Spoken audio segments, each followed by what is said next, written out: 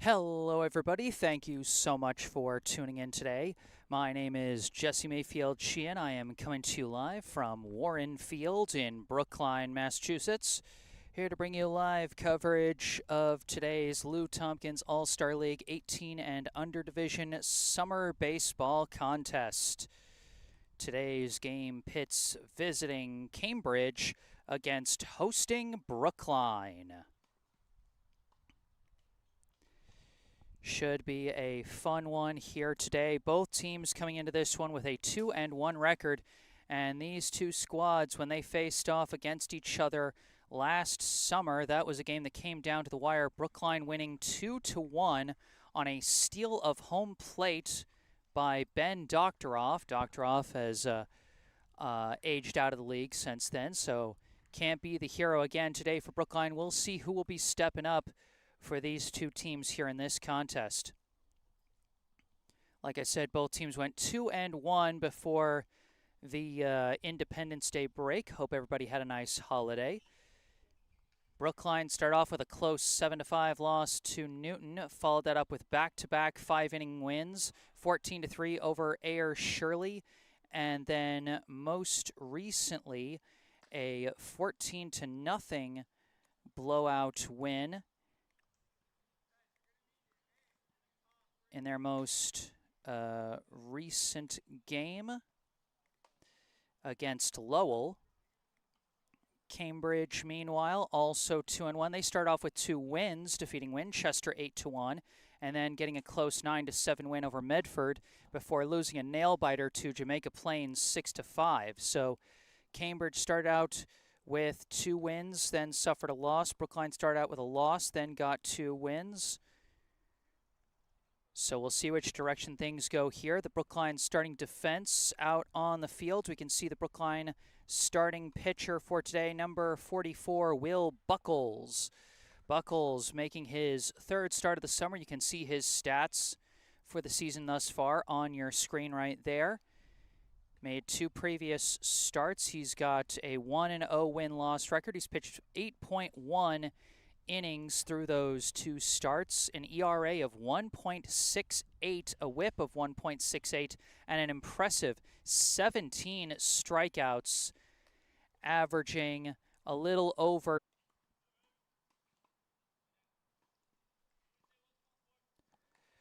Okay, looks like we got it back. I have no idea what that was about.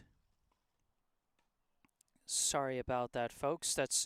It's a rare thing that my Wi-Fi ever craps out here at Warren Field, but had a bit of a time with that one. But we're going to have a fun time here today on the Baseball Diamond, and it's not going to be just me having fun out here. As just joining me now on the mic, my color commentator for today, Brookline High School rising sophomore Sam Lowenstein. Sam, thank you so much for joining me today. Well, Jesse, thank you for having me on here. Brookline in their matchup against Cambridge, the Lou Tompkins League. So Brookline, not the Warriors in this, sort of an affiliated team. Remember that from last summer. Oh yeah, no, it's technically it's independent of the schools, so they get kids, some of them from Brookline High, so some of them we might remember from the spring, and then some of them from various some prep schools, some from different parts, just kind of depends. But either way, this one should be a fun one today. We're just waiting on the start here. The Brookline defense looks ready to go, just kind of waiting on the officials.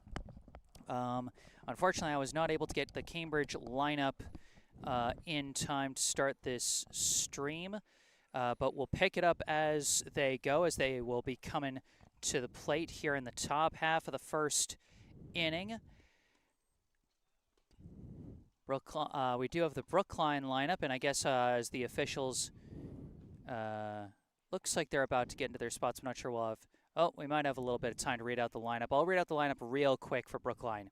Leading off for Brookline today, the designated hitter, number 33. Actually, nope. We're going to have no time. We're setting up. Oops. Now we got a time called the infield ump has to get rid of a ladder. All right, here we go. First pitch of the ball game from Will Buckles hits the inside corner for strike one to Cambridge's number 12. Like I said, we'll pick up the names of the Cambridge players as we go, as that one's going to come in high for ball one. 2 fastballs to start from Buckles today. Buckles making sure to apply the pressure early on. That one tipped into the glove for strike 2. That's Danny Carballo, number 50, completing the battery with Buckles today. 1-2 the count. Goes for the curveball and hits the top corner, strike 3. Lee went with the first few pitches to the fastball, then changed him up with the curveball. Good speed changing from Buckles for Brookline. Boy, and that's just textbook right there. Like you said, Sam, you set him up, you make him think fastball, fastball, fastball, then you throw in that breaking ball, and what perfect placement for that strikeout. That's just perfectly orchestrated. First pitch to the second batter is going to be outside for ball 1. Swing and a miss there. I believe it's number 11 at the plate, facing a 1-1 count here. Unfortunately, Game Changer does not have names, just numbers, but we'll work with it as we go, as that's another swing and a miss. The Cambridge hitters struggling to time up the fastballs from Buckles. Well, that one actually looked like it was a foul tip just behind, but almost went into the catcher's glove, so it could have been even worse for Cambridge. 1-2 the count. Ooh, I'm not sure if he went around or if that hit the corner. Doesn't matter. Either way, strike 3. Buckles starting it off with back-to-back Ks. And a dominant start from him, and it's not even like the hitters have been working him around very much. Buckles has moved quickly and efficiently as he retires the first 2. That's a good point there, Sam. Just 4 pitches for each of the first 2 hitters in both Ks. And this one, a 1-pitch fly ball out to center field. Max Kaufman makes it a can of corn for out number 3 as number 14 flies out straightaway center, and Buckles takes care of business and puts Cambridge down in order in the top of the first. Well, Jesse, a very good first inning for Buckles of Brookline. The Warriors, the last couple years, they have been very successful here in the Lou Tompkins League. Last season, 13-4 record. They did reach the playoffs. 2023 made the championship game at a 14-6 record, and seems like they've kept up that amount of winning this season. Certainly. And let's take a look at the starting lineup for the Brookline Blue today. Leading off for Brookline, the designated hitter number 33, Devin Chin. Batting second, the second baseman number 17, Keenan Sawada. Batting third, the shortstop number 7, Caden Sheehan. Batting cleanup, the center fielder, number 8, Max Kaufman. Batting fifth, the left fielder, number 5, Jonathan Liu. Batting sixth, the first baseman, number 16, Noah Klein. Batting seventh, the third baseman, number 18, Leo Vankowski. Batting eighth, the right fielder, number 10, Harris Hodgson. And batting ninth, the catcher, number 50, Danny Carballo. And not in the batting order, but we saw him on the mound in the top half of the inning. Number 44, Will Buckles. Starting lineup there for Brookline. And as always, folks, be sure to be on the lookout for the stats that I will be putting on the bottom middle of your screen for the batters each time they come up to the plate for the first time today. And I just took a look around the field. There's actually 2 number 12s for Cambridge today. You know, it's the summer league. Sometimes the logistics can be a little more shaky. Well, Jess, you might have to think of indicators. There's one with slightly longer hair than the other. One's got slightly grayer pants, and I think you're right. There's number 12 playing first. He appears to be taller than the one playing center field. I assume the center fielder is the one we saw leading off the inning, but I'm not even sure. We could go with tall number 12 and short number 12, yeah, or at least relatively short number 12. Exactly. He's pretty far away. We tall can't tell number if he's really 12 short. and white pants number 12. That's a good way to do it. Yeah, we gotta make do with what we get here in the summer leagues. You know, I'm just happy that both teams got 9 players out here today. You know, there were some games last summer where they couldn't get that. Well, Brookline's team actually a lot of substitutes. Oh Much yeah, more than 9 Brookline players. always gets them out. It's the other Brookline, team. there's a reason why they have been one of the best summer teams in this conference adjacent league. First pitch to Devin Chinney. It's a hard bouncer over to short field to cleanly by number 11. Throws him out for a 1-pitch out to start. Solid contact, but just couldn't get it into a gap. Well, Devin Chin, very fast player. He's one of those guys that if he gets it on the ground, he can easily beat it out to first. Good fielding from Cambridge. Yeah, the problem is he's got to hit it a little slower if he wants to leg out an infield single. Hit it too hard. Soft hit here as Keenan Swada goes for a first pitch bunt and unopposed gets down to first for the bunt single. His 3rd hit of the summer so far, and Brookline's got their first runner aboard. Keenan Swada is such a strong player. He can do it to you in a lot of different ways. Solid power, such a good contact hitter. And as we saw there, hitting a bunt single. And his speed is nothing to sneeze at either on the base pads. Hard to compare with Devin Chin, but Sawada certainly up there. First pitch to the shortstop, number 7, Caden Sheehan. He fouls it off for strike 1, 0-1 the count to him. Well, Sheehan 3 for 8, 2 walks, 4 runs, and 2 RBIs. A hot start to the summer season. For him, you can see as he stands in. Caden Sheehan, a solid veteran, can contribute in a lot of different ways.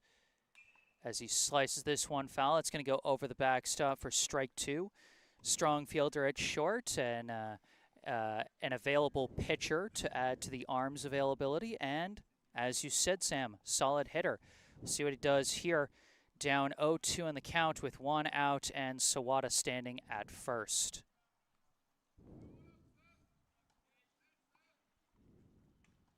That one, that hit the zone. That's 3, yeah. I think Sheehan was expecting that one to be called outside, but hits the corner, and that will be strike 3. 2 outs now for Brookline. Well, the pitcher, number 9 for Cambridge, he's been hitting the strike zone very effectively. Brookline getting 2 balls in play after that, before that strikeout. First pitch to the center fielder, number 8, Max Kaufman, dips low, and you can see, Sam, the way that number 9 is kind of varying up his leg movement on his windup, keeping Sawada honest at first. There are times when Sawada has to lean back to the bag because he's worried about the pickoff. But not on that one as he takes off. The high ball comes in for ball 2, and Sawada with ease. Right as I was saying it, I think I kind of had a reverse announcer jinx there, Sam, as Sawada said, I'm worried about his pickoff move. Watch this. And he just read him like a book and took off. Well, it could be announcer jinx for the pitcher. Could be one for him. Absolutely.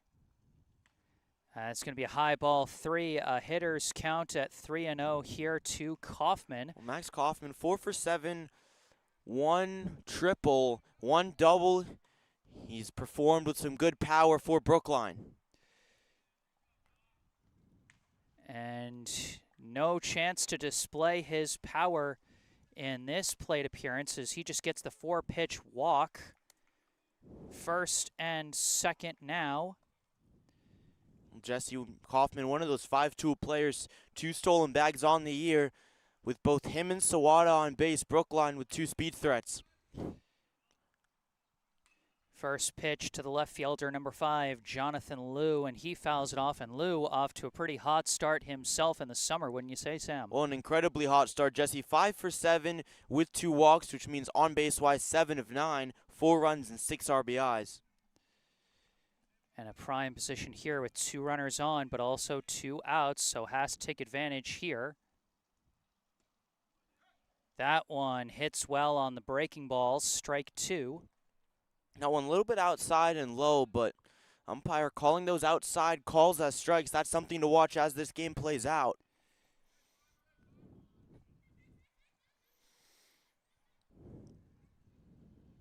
Fouled off. Liu staying alive by fouling that one off the backstop.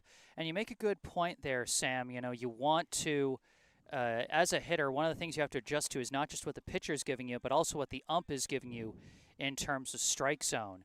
And you're right that on the inside and outside corners, he's been given the edge to the pitcher, it seems, so far early. Delayed swing by Lou, grounds it right to short. They're going to throw to first and complete it for out number 3. Brookline gets 2 runners aboard, but leaves them stranded. No score at the end of 1. Well, Jesse, Brookline getting 2 fast runners on base, but after the ground out from Lou, pitcher number 9 for Cambridge was able to get out of it. And really the Warriors, that's something they do well. They get on base, and when you see a lot of these different players for Brookline, not the Warriors, excuse me, they have high averages, high on base percentages. Every single hitter at the top of the order has been incredibly efficient.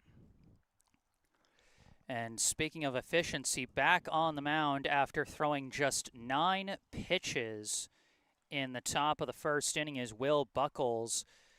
Got 2 strikeouts in the top of the first, which is on pace for him, Sam, as he's pitched 8.1 innings through his first 2 starts of the year and got 17 strikeouts in those 8 innings. So averaging about 2 strikeouts an inning through his first 2 appearances, he's been pretty dominant. And as long as he's able to hit the zone for Brookline, I don't see Cambridge stopping him, and I think this is going to lead Brookline to a victory later in the game. You never know how, but I think the Brookline, a very strong team. Yes, I know. You're trying to, untrain yourself from the spring season and frankly, from the winter and the fall. We've done a lot of broadcasts together across a lot of sports for Brookline High School, but this, not a part of the high school, unaffiliated, but still a big part of the town of Brookline's sports scene, just not the Warriors.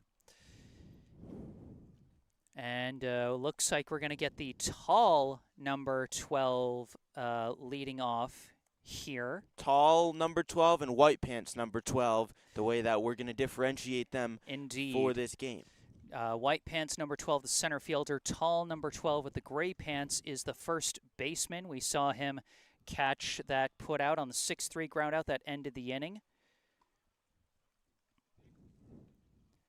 First pitch from Buckles. That one's going to miss high and away for ball 1. And boy, it's kind of impressive to actually miss high on a player this tall. But he misses high twice, 2-0. That's not something you see every day, Jesse. That's not something you see frequently from Buckles so far this game. He was very well in control in that first inning. This one, a line shot right at Sheehan. Great reach catch for out number 1. And a great catch from Sheehan, lunging to his right. Another efficient out for Buckles, this one in 3 pitches. And you're right. He's averaged 3 pitches per batter so far this game. And now this batter takes strike 1.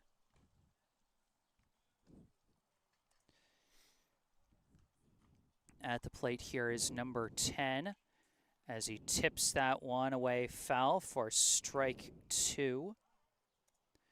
Buckles revving it up again with the fastball. He's had so much success with that, and as we saw with that play where Sheehan made the catch, it's just important that Buckles hits the strike zone because his raw stuff is that effective. 0-2 the count. That one just a bit outside. Good read by number 10 of Cambridge. 1-2 the count. We talked about how the umpire was giving those calls to the pitcher outside. Not that time. Fouled off the backstop. Number 10 giving it a bit of a battle. Longest plate appearance so far is the 5th pitch coming up here. That's very relatively speaking.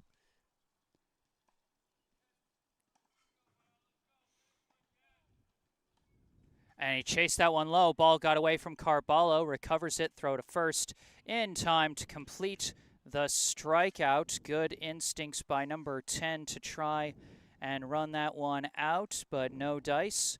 And that is strikeout number 3 for Buckles. Ooh, Buckles, 3 strikeouts in 5 outs for the Warriors. Again, as you said, that's on pace with the numbers that he's put up throughout the season. Yep, and again, establishing the fastball, and then he goes for the low breaking ball and catches the guy chasing. 2 down here on the top of the second, and the first pitch to this hitter is going to hit the zone for strike 1, number 15 at the plate for Cambridge. That one also catching the low corner.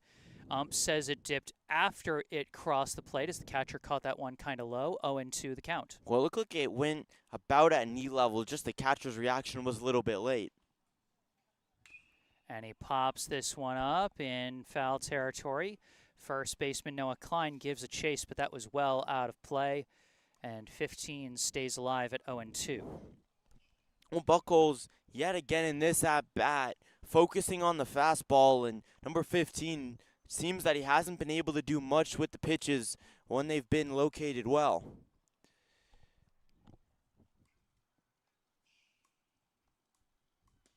Ooh, went for the low breaking ball, but number 15, he's learning. He doesn't bite on it. Well, that one low and inside. Buckles with a lot of success with the low and away pitches, and really just away in general, switched it up a bit there. Oh, and he just goes back to the old reliable hot cheese and blows the fastball by him. Strike 3, and his pace continues. 2 strikeouts per inning as he gets back-to-back Ks to end the top of the second. And Cambridge yet to get a runner on base through the first 2. And we move to the bottom of the second, still no score. Well, 2 out of the 3 outs that he's been getting have been on strikeouts, Jesse. That's just incredible when you think about it. Almost reminiscent of what we see a lot in the MLB, pitchers focusing so much on strikeouts. A lot of the other pitchers for Brookline in general are more contact-focused. Buckles focused on mere stuff and dominance. I mean, hey, when you've got the stuff, you know, you use it. He's locating it well, too. Absolutely. All right, so due up for Brookline as they'll go back to work against Cambridge's pitcher number 9. It'll be the 6, 7, 8 hitters, Noah Klein, Leo Vankowski, and Harris Hodgson.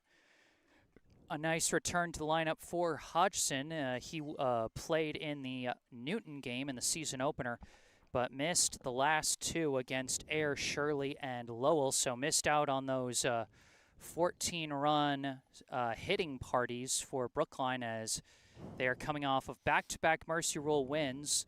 But if Cambridge's defense can continue to hold the way they held through that first inning, then Brookline might have to fight a little bit harder to get runs on the board than they have the past couple of games. A little bit harder, but when you think about it, it's only been 1 inning, and Brookline still did get 2 runners on. It was a solid inning for them. We'll see if number 9 gets rattled or pushed down a little bit as he goes deeper into this game. Absolutely. And you know what? Getting runners on board, even if it doesn't get runs across, it means more pitches thrown by the pitcher, more fatigue, and more chances for the hitters and the guys in the dugout to see his stuff and adjust to what he's bringing. All right, as we start the bottom of the second, leading off for Brookline, the first baseman, number 16, Noah Klein. First pitch going to drop low for ball 1. Number 9 going more to the breaking stuff, and Noah Klein here at the plate, 3 for 9 with 1 double, 1 triple, 1 walk, 5 runs, and 2 RBIs. Pops this one up out to right field. Right fielder on his horse, chasing, just out of his reach. Had to turn the camera so much that we got a slight cameo from the back of your head there, Sam, as that one was deep out to right, but curved well foul. The right fielder for Cambridge gave it a good chase, but no dice there for number 2 out there in right. And he almost got to it, lost his hat when he tried to lunge over to grab it, but to no avail. So it'll simply be strike 1 to Klein, 1-1 the count. As that one hangs badly on the pitcher. Comes in well high for ball 2. Well, you don't see that very often, a high curveball thrown by the pitcher. Well, that one was one where you could tell he wanted it to drop, and it just didn't. You know, sometimes your stuff just doesn't break on you. And that time it didn't break on him either, as back-to-back hanging curves come in well high, and it's a 3-1 count to Klein. Just one walk. Klein was a big on-base guy for Brookline, drew a number of walks last summer, but just one free pass so far this season. As he fouls that one off the backstop, he's got a full count here. Well, Klein still 3 for 9 with one walk. That's a .400 on-base percentage. Still very solid. Still Maybe very not solid. at some of the numbers that he was last year, but again, the Warriors continuing their consistency. Excuse me, Brookline continuing their consistency. And Klein lifts this one high out to right, and it's a can of corn for number 2 for out number 1. Well, Klein with a good shot. Almost looked like it would drop for a second, but just hung up for a bit. But again, Jesse, good at bat from Klein that wears down number 9 a little bit more. Absolutely. Went to a full count that time. So now one out, base is still empty. Up comes the third baseman, number 18, Leo Vankoski. He's going to foul that one with a liner up the right field side for strike 1. A line drive shot just a bit to the right side of the first base line. Vankoski still got the barrel to it despite being late. This time hits a dribbler over to second, fielded clean, and flipped to first for out number 2. And Vankoski got hit in the back after the play, thrown in by number 3 in the infield. All right, so two outs. One took a little while. One pretty quick, just 2 pitches to Vankoski. 2 down and the base is empty, and now up comes the right fielder, number 10, Harris Hodgson. First pitch comes in high for ball 1. Hodgson 0 for 4 with 1 run in limited playing action for Brookline. Yep, just appeared in that Newton game. Missed the last 2. They're happy to have him and his strong arm back out in right field as he takes a low ball to there, 2-0 the count. And Hodgson, as you said, is fielding a huge impact for for Brookline. And that one in the zone for strike 1. Don't worry, Sam. We'll unlearn you out of the habit after a few games this summer. As Hodgson hits a bouncer over to second, fielded clean again by number 3, and that'll be another 4-3 ground out as Brookline goes down in order in the bottom of the second. Cambridge proving a more difficult opponent than the last 2 that Brookline has faced so far. Through 2 innings, no score here at Warren Field. We talked about whether Brookline would be able to open the floodgates and get some more offense going in the bottom of the second, but in the end it was really the reverse between these two sides. Brookline getting shut down on limited pitches. And so number 9 able to work despite a long first at bat against Noah Klein. Worked fairly efficiently through that inning, put Brookline down in order, rebounded nicely after allowing 2 runners to reach base in the first. Will Buckles has yet to allow a base runner through the first 2 innings, and he has struck out 4, averaging 2 Ks per frame. We do have a note in the live chat from one of our regulars, Barbara Jo Metzger, saying, "Go Brookline" from Grandma in Buffalo, New York. Thank you as always for tuning in, Barbara. Hope you're enjoying the game. And of course, your grandson Keenan Sawada, a welcome sight back on the diamond for Brookline, despite the fact that he graduated from Brookline High School in the spring of 2024. The rule for this 18 and under league is that if you are 18 years or under by certain data in like April or something, then you are still eligible to play in the league. Keenan Sawada doesn't turn 19 until sometime this month, I think. So he does make it under the cap and qualify to play this season. Brookline's certainly happy to have him. And he was one of the best players for the Brookline Warriors when he played with the varsity squad at Brookline High School. A huge impact, difference maker. And he's been quite the difference maker on this summer team the past couple of seasons as well. As so far, he represents the one hit that either side has collected with that bunt single he had in the first. Number 2 at the plate for Cambridge and facing a 1-1 count. This the right fielder as he takes strike 2 there.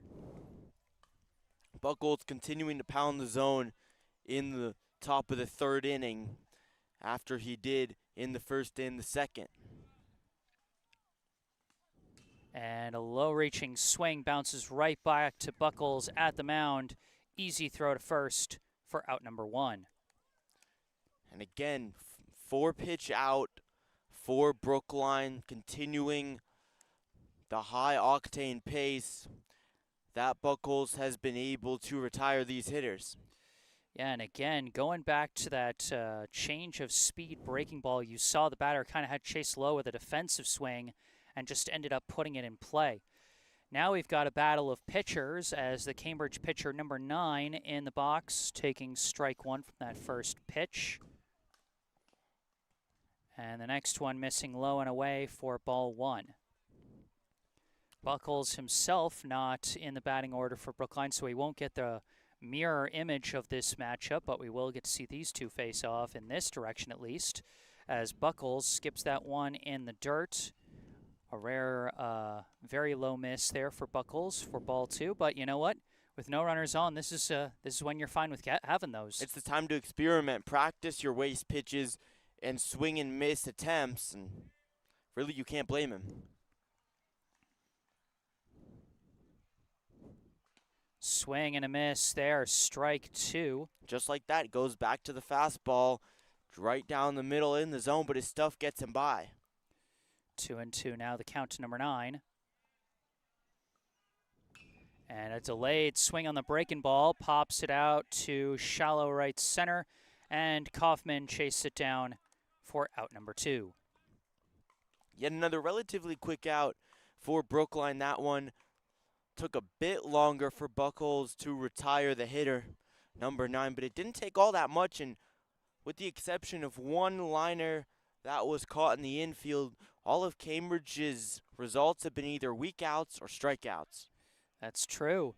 Now at the plate is the second baseman, number 3, and this will be the first inning that won't feature multiple strikeouts from Buckles, as he's gotten 2 outs in the field. Swing and a miss for strike 2 there for number 3, 0-2 the count.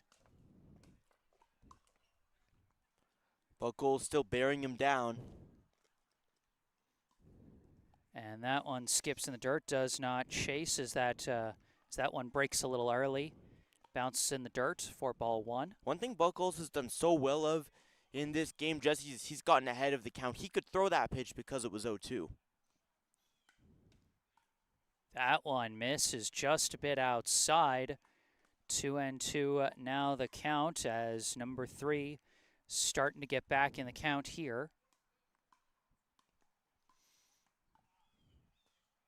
Oh, but he chases that one low and catches air. Strike 3, and that ends the top of the third as for the third straight frame, Will Buckles puts him down in order. And he has 5 strikeouts across the 3 innings pitched.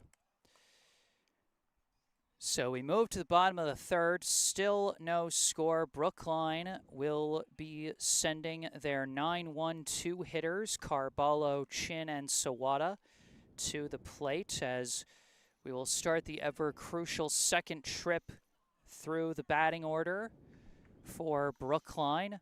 Number 9 back on the hill, and now number 15 over at first base, having subbed for the tall number 12.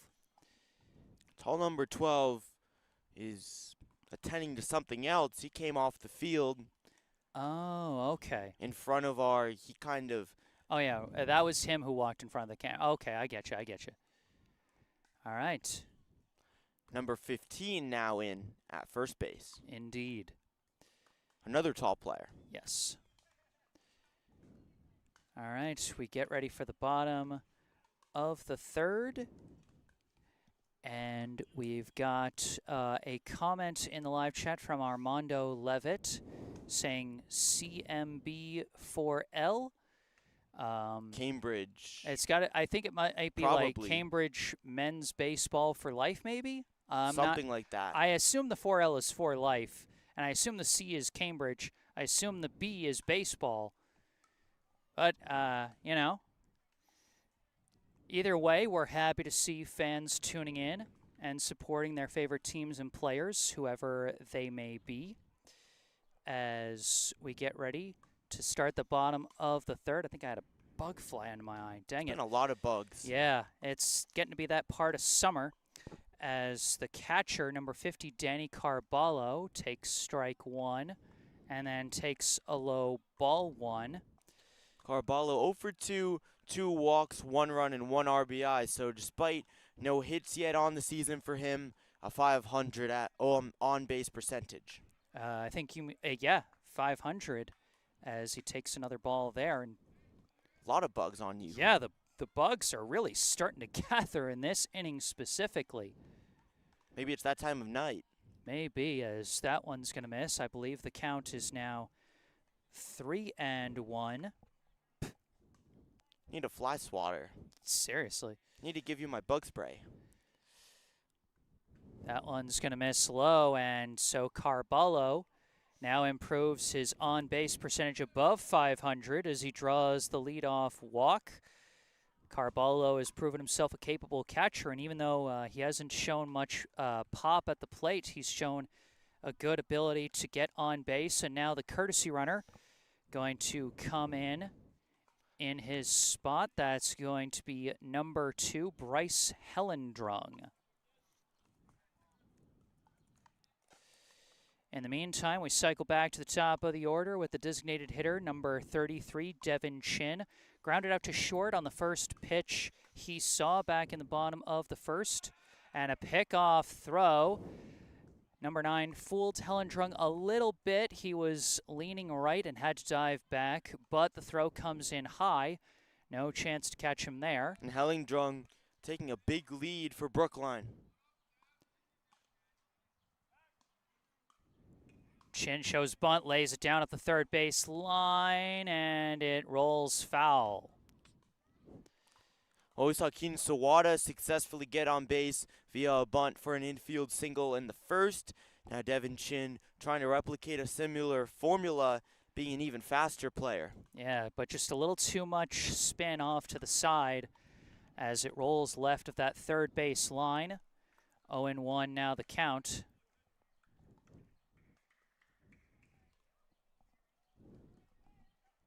And he takes this one high for ball 1. And it's going to be an interesting battle between number 9 on the mound and Hellendrung on the bases. Brookline has stolen 1 base so far today, as the quick delivery there from number 9 comes in high for ball 2. You could see even faster than his normal delivery, because normally he's got a bit of a kick with his leg to fool the runner into thinking he's going for a pickoff. But that time, a very quick delivery. So he's got a couple different deliveries. As that one drops low for ball 3, on the verge of another free pass here. And number 9, he's been trying to use the different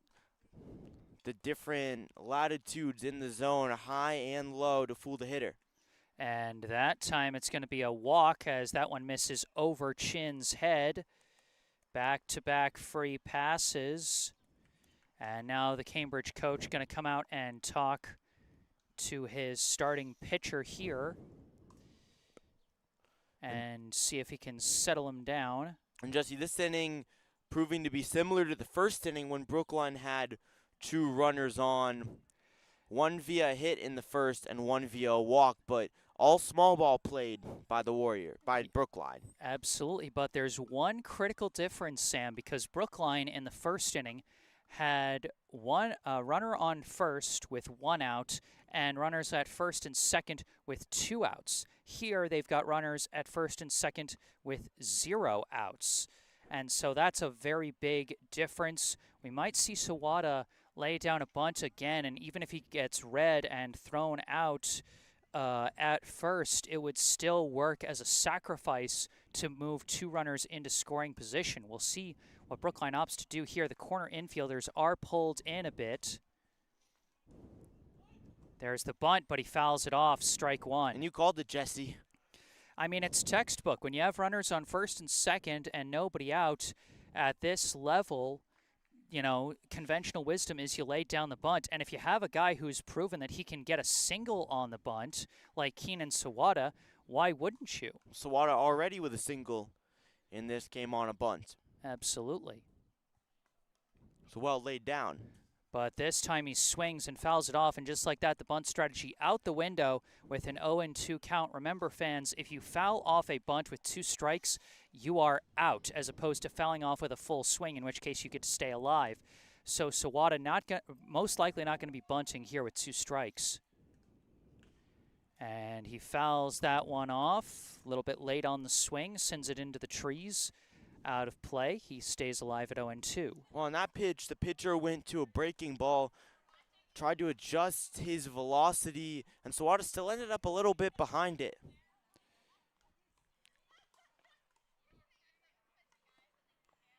Takes that one low. It looked like the ump was about to signal strike and then changed his mind. Sometimes those breaking balls, you have to figure out, okay, where exactly did it come over the plate, as opposed to just where did the catcher catch it. 1-2, the count to Sawada. Hits a bouncer up the middle, fielded at second. They go for the tag on Chin, throw to first, not in time.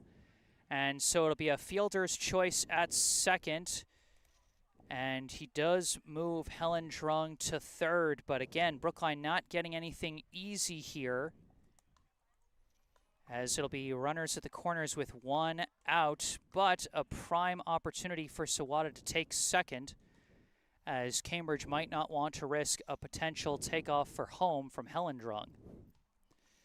Mayfield-Sheehan at the plate, Sawada taking off on the first pitch and takes it unopposed, as that first pitch to Sheehan inside for ball 1. So now the sacrifice principle, it works out, Jesse.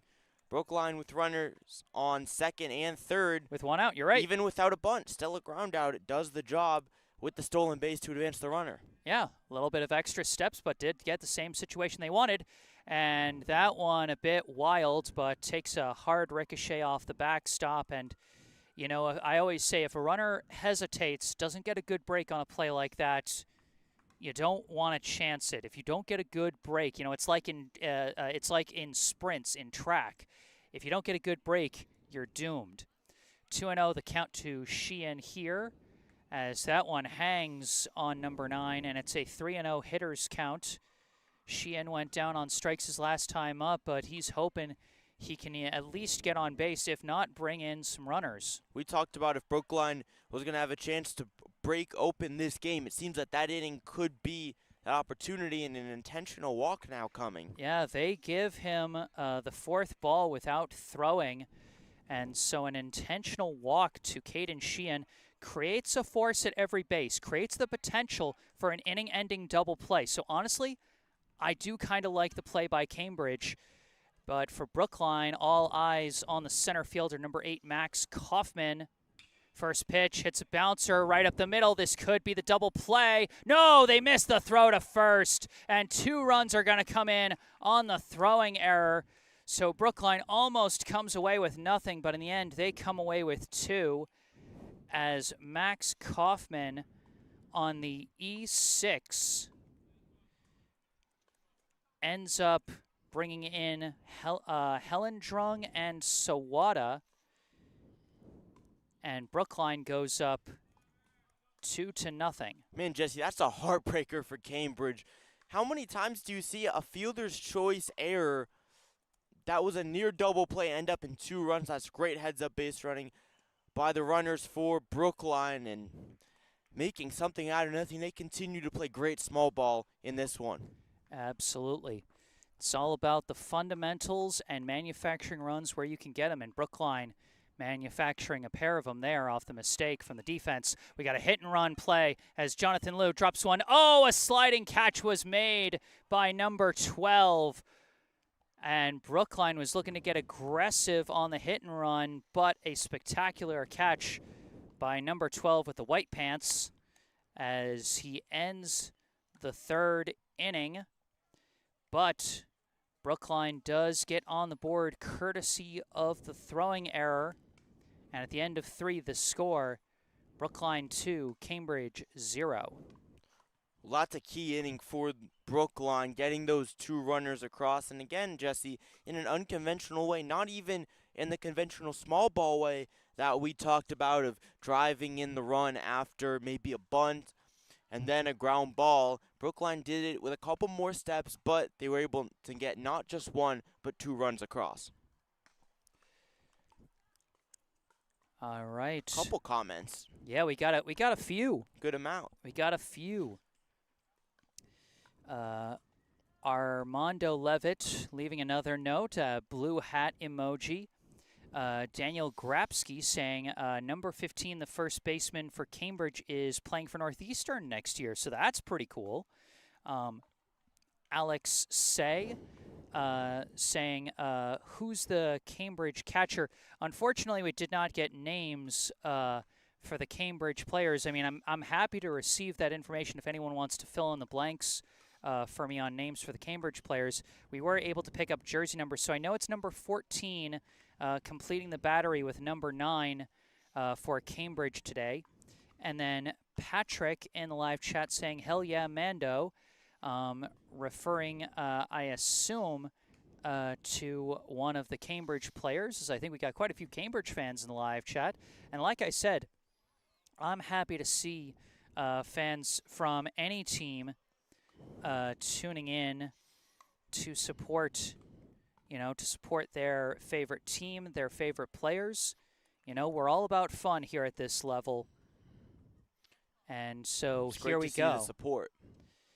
First pitch of the top of the 4th is going to miss outside for ball 1. The left fielder, number 7, at the plate here, facing off against Buckles. The 10th hitter, and I assume the last hitter in the lineup for Cambridge as he takes strike 1 there. And a lot of Buckles' fastballs, they've been down the middle, relatively in the heart of the plate, but he still had a lot of success.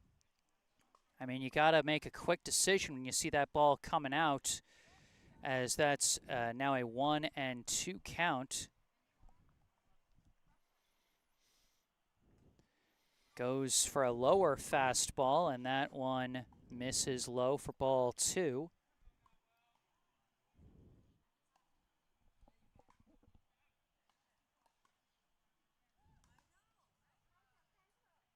Ooh, the breaking ball. Did he go around?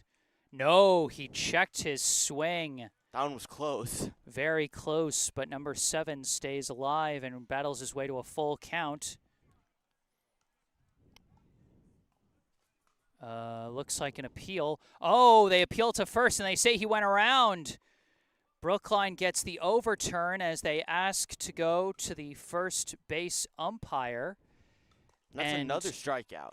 Yeah, and it's rare. If this was an MLB game and we had both first base and third base umpires, then they'd go to third base for a lefty hitter. But because you need to have someone to call safe and out at first, and you only get 2 umps at this level, you have the first base umpire calling swing or not swing on a lefty hitter. It can infringe on things a little bit, but it's what you have to do at this level. We're back to the top of the order with number 12, the center fielder with the slightly less than white pants now after that big slide for that nice catch to end the bottom of the 3rd. We can say mostly white pants. Exactly, mostly white pants, as that one hits the zone, misses the zone rather. 1-2 now, the count to number 12. Still helps to distinguish him. golfs this one over the backstop. Foul, stays alive. Number 12 went down on strikes his last time up. 6 Ks so far for Buckles through 3 1/3. Oh, and chases the breaking ball. Boy, when you can vary up speeds like that, what can you do? And he got him with an outside pitch as well. Just adjusting the location in addition, and those pitches have been all over the place. Another strike in there. That's another strike to the shortstop, number 11, who also went down on strikes his last time up. And again, just powering it in there, but at the same time, you know, if you make the decision to swing at his fastball too quickly, it might be a breaking ball, and you might end up like what happened to number 12.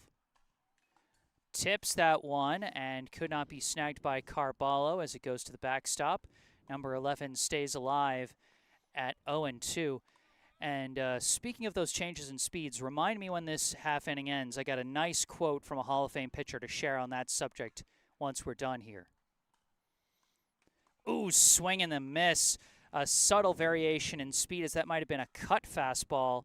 And Will Buckles strikes out the side and gets right back on pace as he's now got 8 strikeouts through the first 4 innings.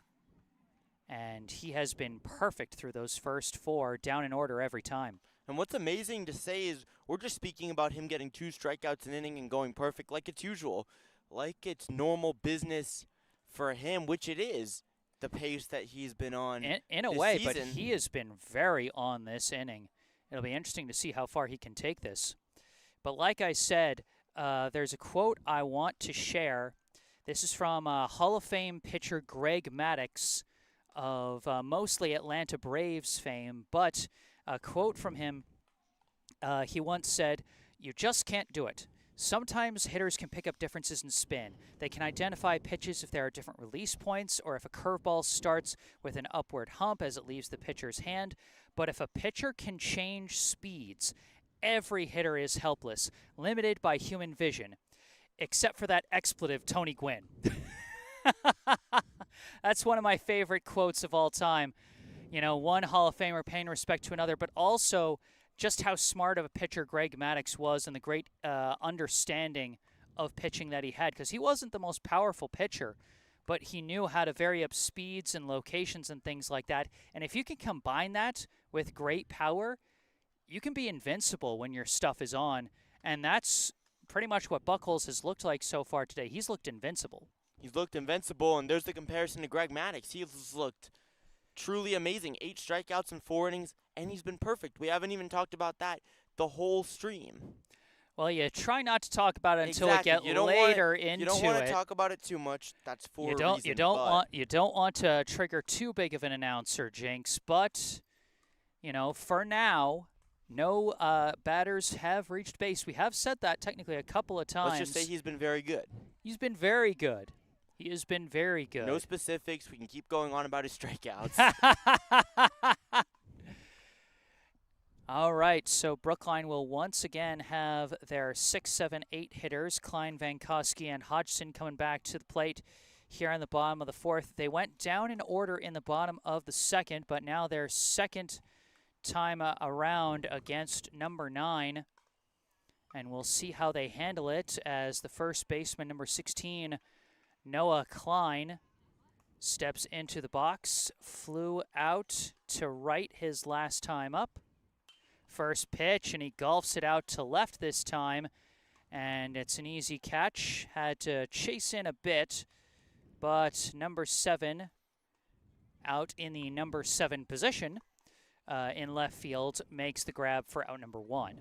That's a good line shot, though, for Brookline, despite the out from Klein. Still, he hit it well, and definitely number 9 has been more hittable in the last inning or two.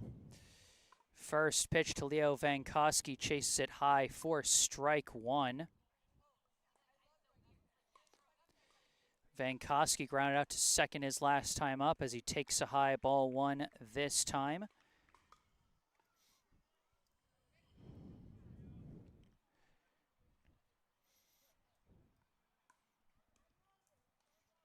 And takes another high ball here. 2-1 the count. Leo Vankowski, looking at his batting average, 500 on the season for Brookline. He has been very good. Now 400 after that last ground out. But now yes. 400, but very good. 500 before coming into the game. Slices this one foul for strike 2. Yeah, you know, it's always so hard to tell it at the early points of a season because it's such a low sample size. Because, like, he's had 6 total plate appearances so far in this young summer season that's just gotten started. He didn't play in the first game against Newton. He's played in each of the last 2, so kind of the reverse of the next guy up in the order for Brookline, Harris Hodgson, who played in the first and then missed the next 2. But Vankowski now 2 for 5 with a walk, so his on base is still 500. And that's been the theme for a lot of these guys on Brookline. They've been really good in the first couple games, and even when the average isn't as high, again, we're talking about an average of 400, but the on base is stellar. Some discussion of the count. It looks like should be 2-2, and I mean, that's what I've got. He swung at the first one, the next 2 missed high, and then he just fouled that one off. And that's what the umpire said, too. In the inside corner for strike 3. Well, a good at-bat by Vankowski, but he is eventually mowed down by number 9 of Cambridge, who, despite the earned runs given up... Unearned. Or unearned, excuse me, because it was off of an error. Despite Correct. the runs given up, he has actually been very good, giving up some base runners, but not all that many hits. And so far, the even-numbered innings and this 6, 7, 8 portion of the lineup seems to be his biggest wheelhouse as he puts down both Klein and Vankowski for the second time today. Now Harris Hodgson, the right fielder, facing a 1-1 count. He grounded out to second to end the bottom of the second, his last time up. Takes a high ball 2 there, 2-1 now the count. And this is a lefty-lefty matchup, coming from a lefty pitcher against a lefty hitter. Golfs a slow roller over to first, fielded cleanly by tall number 12, and that will be out number 3. So once again, number 9 able to put the 6, 7, 8 portion of the lineup down in order.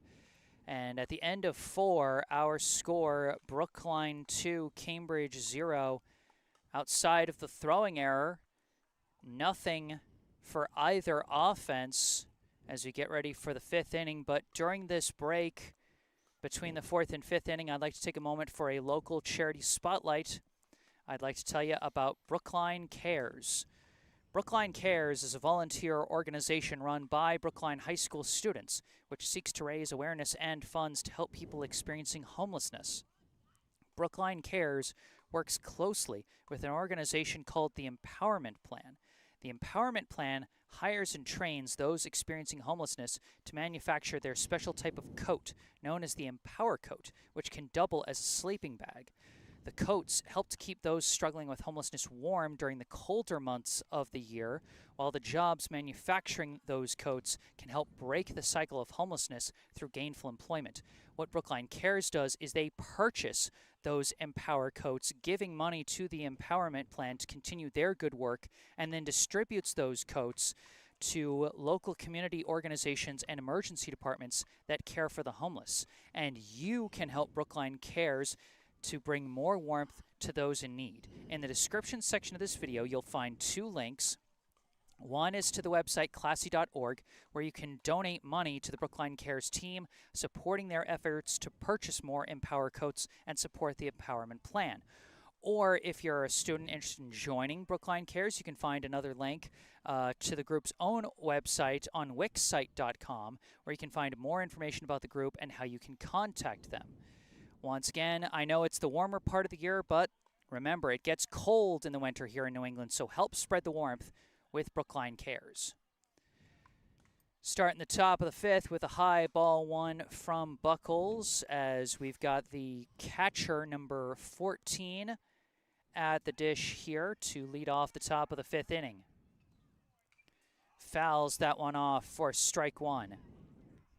When Buckles revving up yet another fastball, and it really hasn't mattered the location necessarily of the pitches. It's been all over the zone for him, and wherever he has placed his pitches, he's had a lot of success. Hits a slow roller on the grass, fielded clean by Sawada, thrown to first, and it'll be a 4-3 ground out to start the fifth inning. What you can really see with Buckles is he just seems to be in a rhythm. A lot of quick outs for him. Seems that almost every out has been under 5 pitches, and none have been of more than 5 pitches thrown from him. He has been so dominant. I think we might have had a couple that have exceeded that since then. Possibly, but as not all that many. Yeah, no, we did have at least one full count. That I know. We had at least one.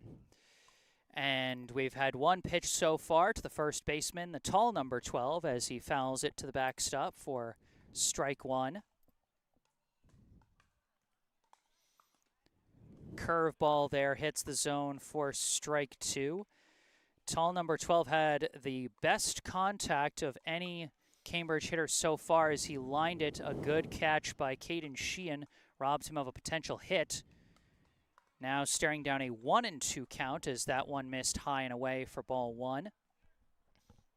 And Buckles, yet again, in a good pitcher's count. He's been staying ahead of the game so consistently. Swing and a miss. Blows the fastball by him. Another K for Buckles. That is 9 so far today. Strikeout number 9, and it's only the 5th inning. And now coming up to the plate, the third baseman, number 10. Number 10 went down on strikes his last time up. As that one, I think it hit the zone, but also number 10 went around strike one. A double strike. Well, this is the thing at the high school level, though. Pitcher like Buckles, when he's having a successful game, or really just in general, the stars are going to shine bright. Absolutely. 1-1 the count to number 10 here. This one fouled off, strike two. And again, another pitcher's count, 1-2, 0-2, even 2-2. Buckles has had the advantage in these at-bats. Now the umpire dusting off the plate. Yeah, exactly. That's we've had a lot of close calls at the corners. Got to make sure you got a good visibility, good sense of where you want to call inside and outside.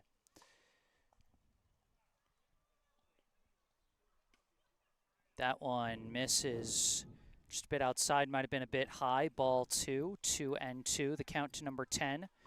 2 outs, bases empty here in the top of the fifth. Always fun when there's a lot of twos. Fouls it off. Number 10 giving Buckles a battle, not letting him get those quick, efficient outs we've been talking about.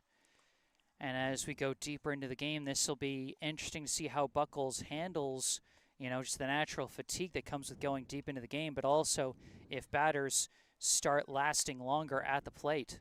But even with these longer at-bats, he's still shown a lot of success.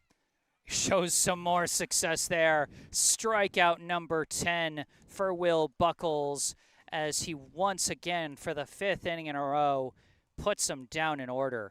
Well, Jesse, we're talking about Will Buckles getting an at-bat finished with a strikeout of 5+ as almost something less than what he's used to. That's the level of performance he has had today, where we're used to talking about him getting 3-4 pitch strikeouts, quick outs. He has been utterly dominant. 10 strikeouts in 5 innings, and he has not allowed a base runner so far. It's crazy. It is absolutely crazy. And, as we're, getting closer and closer to the end of this game, I mean, Can't jinx it. There's just 2 innings left in regulation for the Cambridge Bats as they currently trail by 2. To get a base runner. Going in the bottom of the 5th, yeah.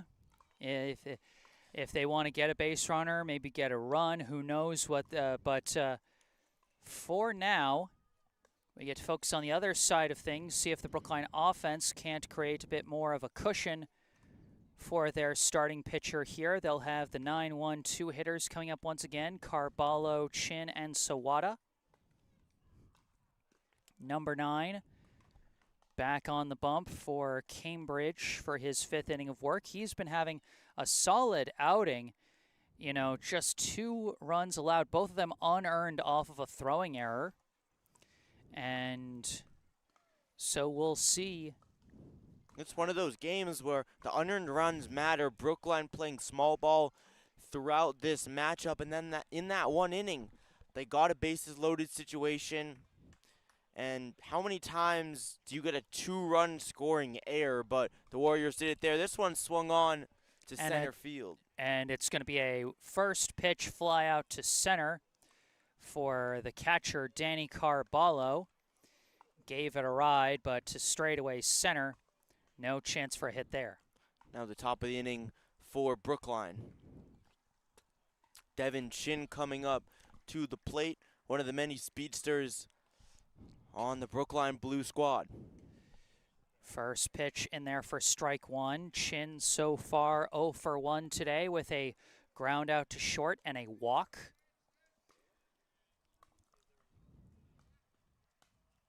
He hits a high bouncer here over to short, fielded clean. 11 throws to first, and he beats it out. And that's what Devin Chin done so well.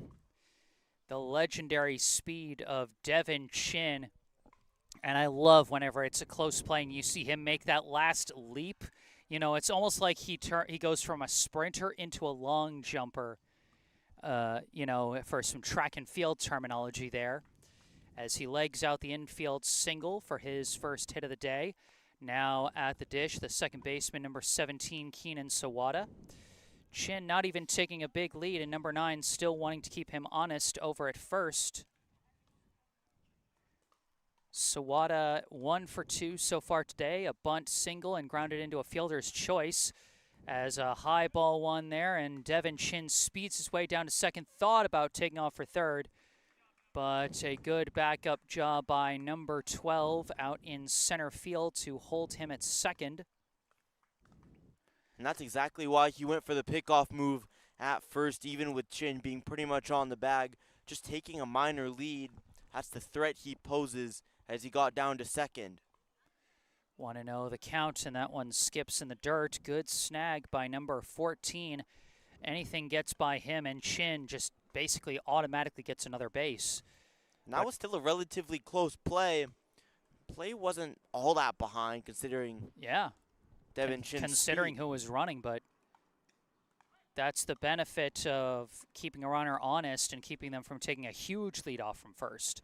But still, he stole the base. He did. He did. There's only so much you can do against a speedster like Chin at this level. That pitch was strike 1, hitting the inside corner. The 2-1 pitch here, and Sawada lifts it out to center field, and that's going to drop in. Chin going to hold at third as number 12 with a couple of nice moves there. Going to explain what he did. So first, he feinted as if he put his glove up as if he was about to catch that fly ball because that was a borderline hit or fly out for Sawada. But because number 12 put his glove up, Chin had to stay close to second to prevent a potential pickoff. And so he wasn't just gunning for it. He wasn't just taking off running. If he had been, he would have scored on that play. But instead, he gets held up at third. Great play by White Pants number 12 in the outfield. First pitch to Mayfield-Sheehan is going to be low for ball 1. Sawada is going to take second unopposed with Chin standing at third. So third stolen base of the day for Keenan Sawada. And now there are runners at second and third with 1 out for the shortstop number 7, Mayfield-Sheehan, as he fouls this one off for strike 1. This is identical, actually, to the situation that Sheehan was in his last time up, but the last time they ended up throwing him a 3-0 count and then just giving him ball 4 without throwing a pitch for an intentional walk to load the bases and create a situation for a potential inning-ending double play. which of course led to the throwing error that brought in 2 runs. Sheehan lines one over the second baseman. Chin's going to come in to score. Sawada down to third. Caden Sheehan with the first clean RBI hit of the day. And this result for Brookline a little bit different, a little bit more clear, Jesse, than the first time they scored in the 3rd inning. But the Warriors on top 3-0 off a line drive shot by Caden Sheehan. And you know what's so tough is that's one of those classic cases. You pull the infield in to try and cover home plate, and then you get a hit like that, and it's like if the infielders were in their normal positions, that's an out. But that's the tough situation you got to deal with when you're a baseball coach, as Caden Sheehan is also going to take second unopposed, as the first pitch to Max Kaufman is low for ball 1. 3-0 Brookline, and we're back to second and third with 1 out. And Kaufman lifts one to center. It's going to be caught, and it's going to be a close play at the plate. A hard throw home. What a play by number 12 for the inning-ending double play as he gunned that one to the plate.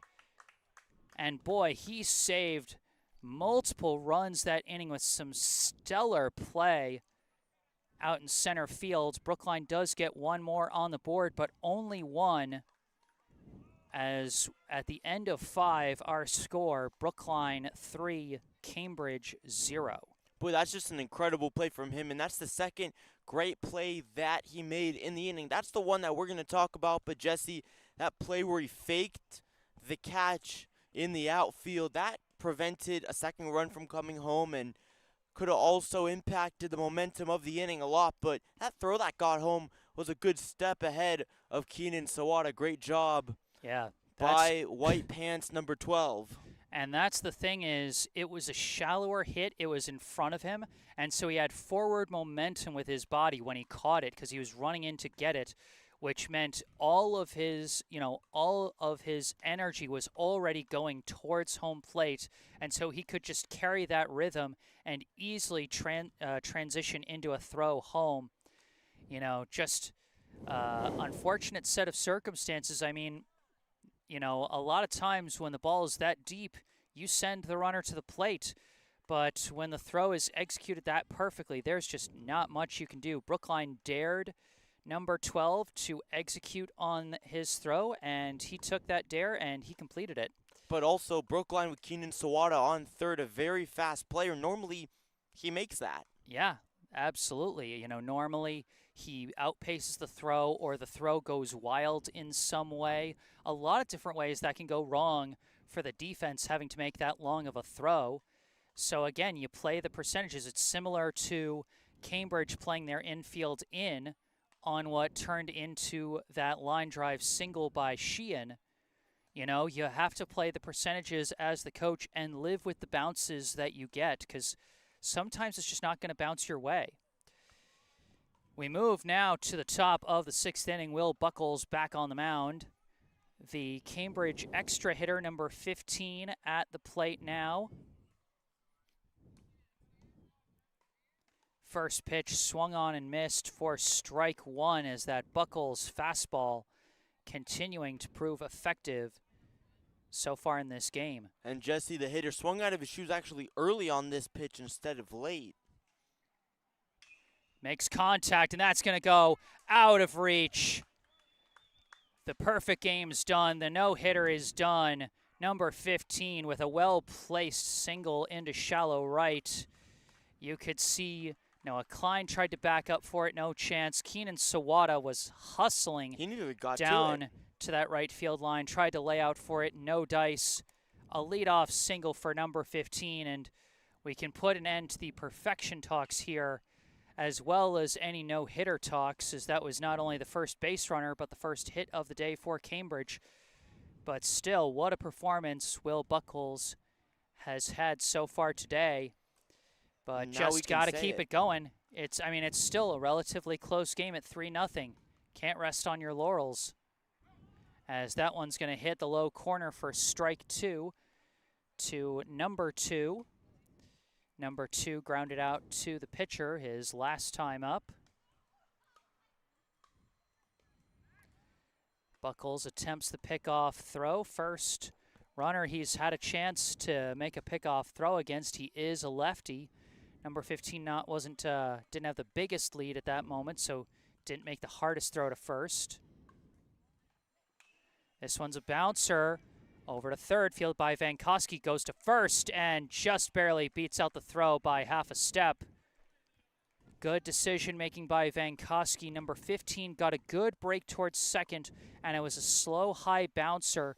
He had to go for the guy that was furthest away from the bag, and that was the batter. Gets the out, even though the lead runner advances. So 1 out, runner at second. Now up is the pitcher, number 9. First pitch comes in high, ball 1. Number 9, his last time up, flew out to center.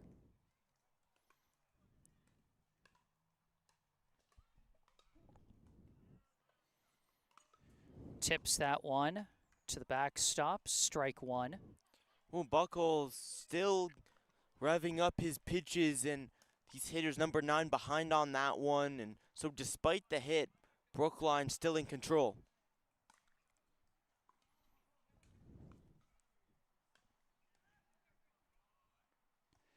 That one a low, ball 2.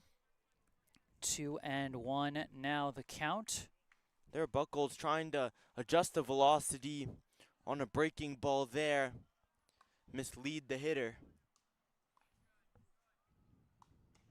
And that time gets him with a low heater for strike 2. And the speed changes have worked out really well for Buckles as well. For how good his fastball is, the breaking ball has backed it up excellently. That's true, but what's also worked so well is he's able to mix up the location of his fastball, which can fool hitters in a lot of ways. The fact that he can pitch an effective low fastball, as that breaking ball is going to miss, we're going to have a full count here. Because the thing about a fastball is it creates kind of an optical illusion, gives you the feeling like it's rising. And so it can look like it's going to come in low, and then it doesn't. But if you're still able to hit a low fastball, that reinforces that deception. And that one hits the zone. Strike 3, another K for Buckles. That is 11 now for the Brookline hurler.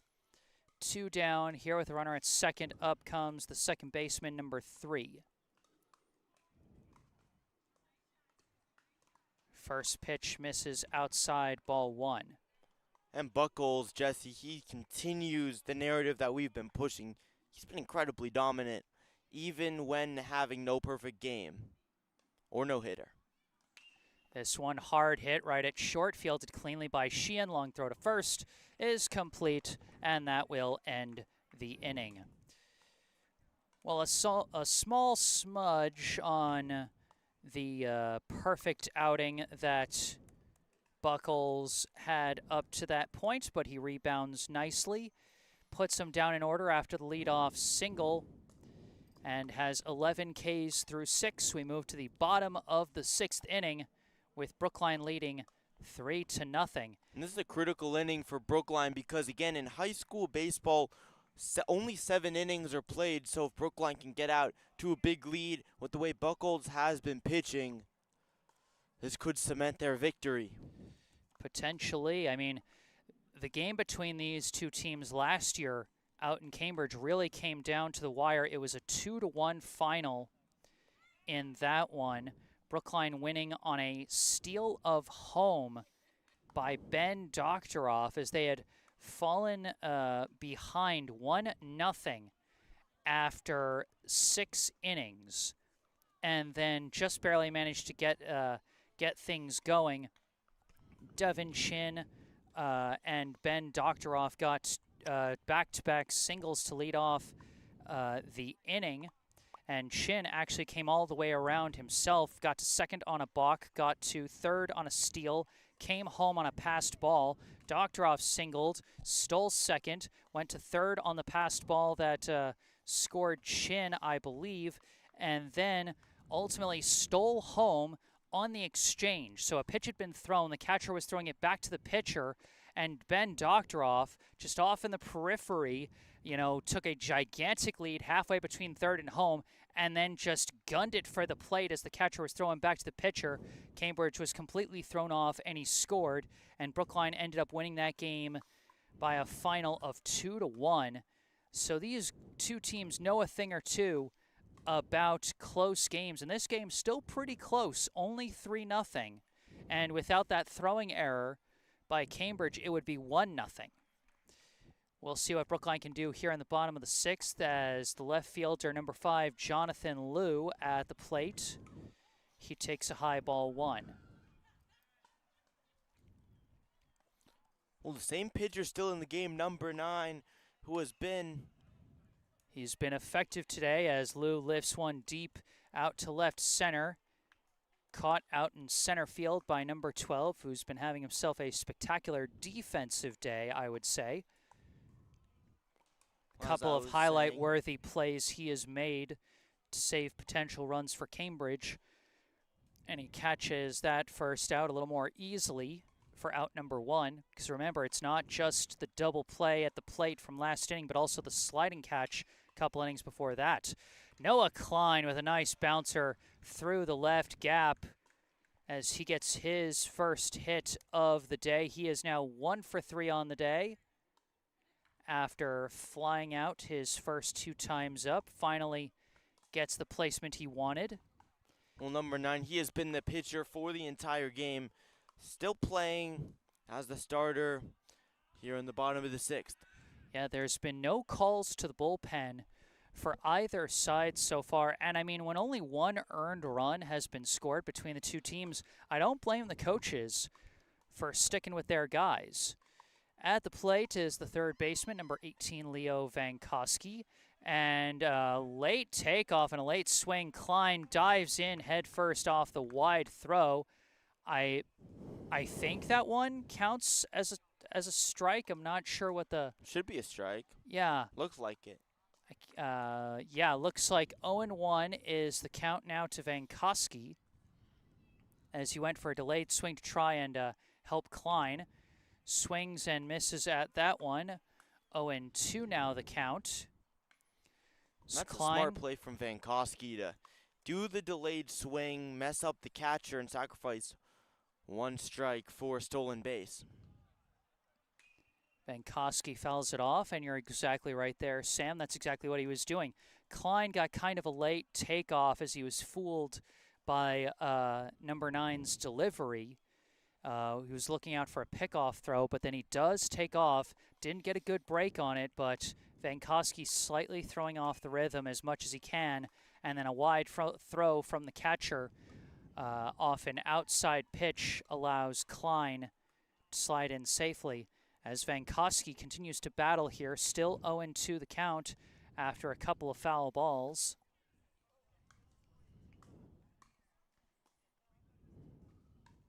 That one skips in the dirt and skips away from the catcher.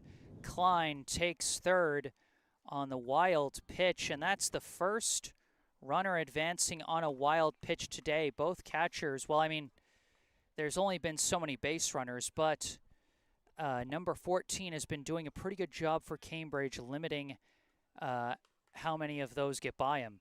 Vankowski drops one right in front. Oh, they say it either went off the plate or off his foot, so that is a foul ball. That almost turned into a bit of a zany play, but Vankowski will go back to the box. And it looked like he hesitated there coming out of the box. Well, yeah, because he wasn't sure whether it was a live ball or not, but until you hear the call, you got to take off. Lines a shot out to left. Leo Vankowski brings in Noah Klein with an RBI single to left. Great job by Vankowski to send it out to left. Another line drive hit for Brookline, and their offensive output has been very consistent. 1 run in each of the last 2 innings, adding on to the 2 that they already had from the third and giving Buckles a cushion. That the second RBI hit for Brookline today, second inning in a row where they get an RBI hit. The attempted pickoff throw, Vankowski dives back, and another play where you think about, if the infield hadn't been pulled in to try and cover Klein at the plate, might they have been able to make a catch? I don't think so. I think Vankowski's liner went far enough that time that it wouldn't have mattered. But again, 2 RBI hits coming when the infield's pulled in. You just got to live with the bounces. Harris Hodgson at the plate for Brookline with an 0-1 count. Vankowski at first. Throws back to first. Vankowski is taking a sizable lead. Number 9 trying to keep him honest over there at first, keep him from moving into scoring position. You got to wonder, Jesse, if the Cambridge coach would ever think about taking number 9 out of the game soon. He got a grounder over to second, fielded clean, thrown to first. That'll be the second out of the inning on a 4-3 ground out for Hodgson. So 2 down now, but a runner is in scoring position. Works a little bit like a sacrifice bunt, and we're actually going to have a pinch hitter here. Brookline is able to, do one of those one-time substitutions as number 2, Bryce Hellendrung, steps to the plate in place of Danny Carballo. Another wild pitch gets away, and Vankowski takes third. And Hellendrung, 2 for 5, 1 triple, 1 walk, and 1 run. Another solid player for Brookline in the action that he's played a .500 on-base percentage and .400 average.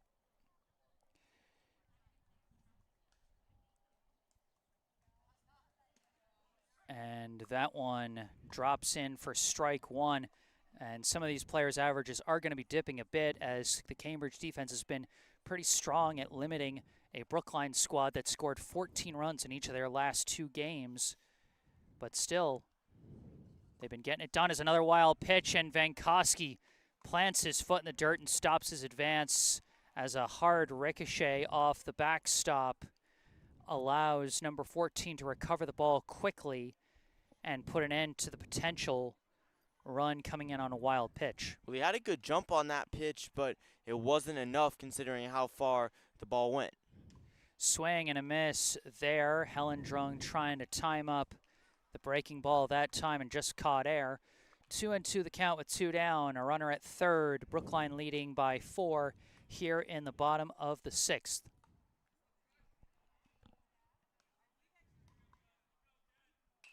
And hits a chopper over to second, fielded cleanly, and number 3 takes care of business for the 4-3 ground out, and that will end the 6th inning. Brookline able to add another insurance run onto the board.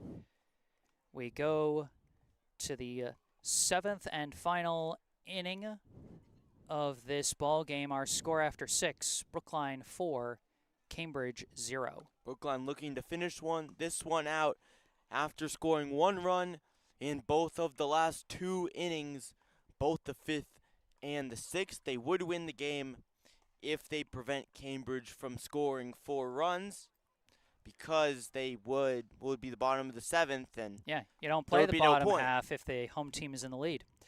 Got some notes in the live chat from Joanna Selikoff-Fricky, supporting Brookline from Las Vegas, where it's 108 degrees outside with a 19-mile-per-hour wind, kind of like standing in a dry sauna while using a hairdryer on high heat. Ugh. I'm glad I'm not calling this game in Vegas, baby.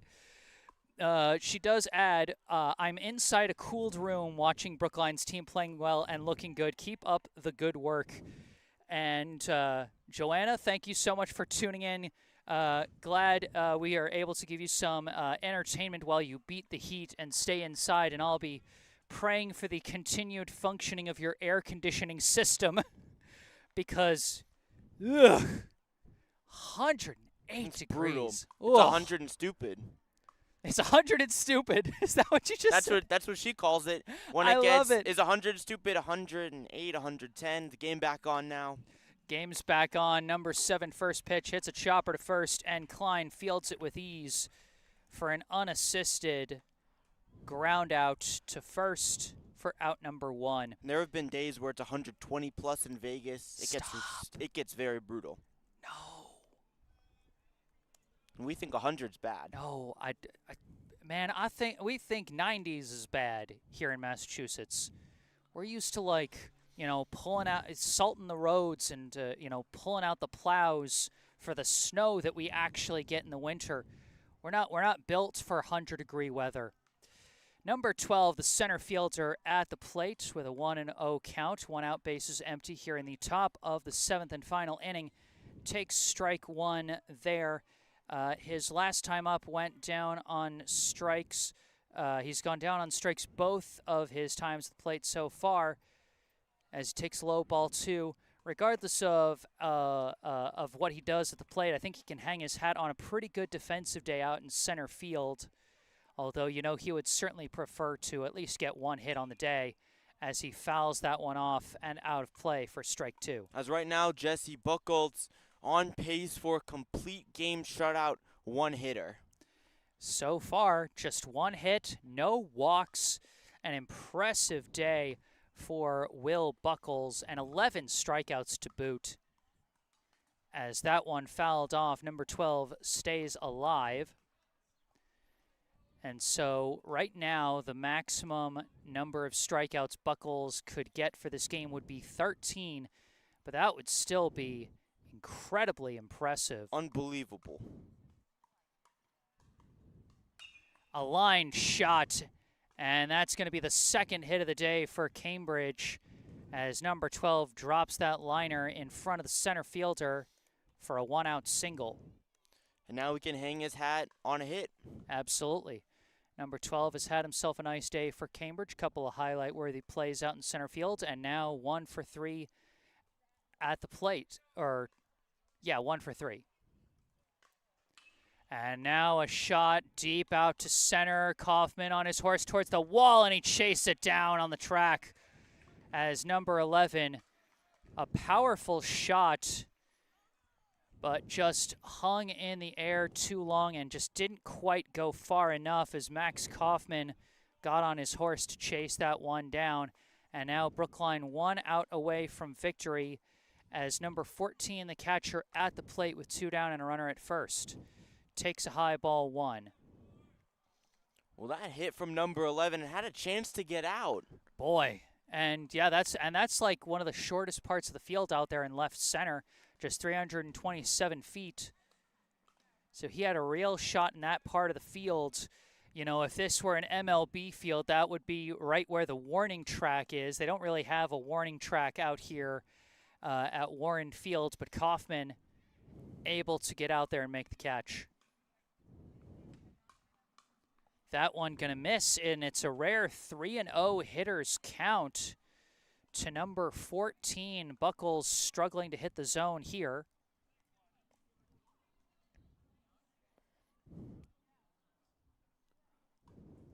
And it's going to be a 4-pitch walk. So the no-walk day ends for Buchholz, and Brookline's head coach John Busey coming out to talk to Buchholz, maybe coming out to see if he needs to come out, if his arm is done, or if he feels he can finish the job and get that last out. Well, regardless, Jesse, it's been a great day for Buchholz. Absolutely. At the very least, 6 2/3 innings, 13 strikeouts, only 2 hits and 1 walk given up. 11 strikeouts. 11 strikeouts, a max of 13. Well, now before. a max of 12. Now a max of 12. It would have been a max of 13 if he hadn't gotten that last out. Yes. So now he's going to face the tall number 12, who lined out to short his first time up, struck out his second time up, so 0 for 2 so far. Now with runners at first and second, 2 down here in the top of the 7th. And he lifts a shot out to right center. Kaufman chasing it. Oh, and he leaves it for Harris Hodgson, who makes the grab, and that is your ball game. Brookline captures the win, and Will Buchholz secures the complete game shutout. Your final score here at Warren Field, Brookline 4, Cambridge 0. Well, a great game for Brookline. Jesse winning 4-0. Will Buckles with a complete game shutout, striking out 11, only giving up 2 hits. He had a perfect game through 5, and he had a good shot for a perfect game bid. A great game overall by him. Brookline played great small ball, scoring a couple runs late in the game after getting 2 runs off of an error in the 3rd inning. So not the hottest offensive performance for Brookline's Lou Tompkins League team, but still a complete victory. And the end of the day, it still goes down as a W in the win-loss column. And against a good Cambridge team, too. And yes, against a good Cambridge team, Brookline improves to 3-1 on the year. Cambridge falls to 2-2. And that is going to do it for this one. I am Jesse Mayfield-Sheehan alongside Sam Lowenstein. Sam, thank you so much for joining me today. And you and I will be back here at Warren on Thursday. Unfortunately, I'm not going to be able to make it to tomorrow's game for Brookline as they play out in Wilmington tomorrow, but I've got a doctor's appointment that I have to go to, and so I won't be able to make the quick turnaround to get out to Wilmington for that one. But I will be back here on Thursday with Sam by my side once again, as Brookline will host another strong Lou Tompkins squad in Woburn, against Woburn here in Brookline. Let me not confuse the issue here. Home game against Woburn, Thursday at 5:45 p.m. Sam and I will be back on the mic for that one. Be sure to stay tuned for that. Be sure to follow the Brookline Blue on Game Changer if you want to find out the results of tomorrow's Wilmington game, as I unfortunately won't be able to make that one. But should be a couple of good games regardless. But in the meantime, thank you all so much for tuning in today. Thank you to all those who brought the good vibes in the live chat. If you liked this live stream, hit the like button. Subscribe to the channel to stay up to date on all the upcoming live streams. After the stream is concluded, if you still got something to say, you can say it in the comment section down below. You can also go down below to the description section of the video where you can find the links for our local charity spotlight, Brookline Cares. And you can also find some information relating to me that you can also see in the bottom right corner of your screen, my personal website, jessesports.com, where you can find out more about me, the freelance sports broadcasting services that I provide to various teams, and how you can commission those services for your favorite team. Or if you want to skip past all that, you can email me directly with any questions, requests, or comments you may have. And don't forget to follow me on social media on Instagram and Facebook, where I post highlights from previous live streams. But for this live stream, that's going to do it. Final score, Brookline 4, Cambridge 0. Here at Warren Field in Brookline, Massachusetts, alongside Sam Lowenstein, I am Jesse Mayfield-Sheehan. Thank you all for watching, and have a good night.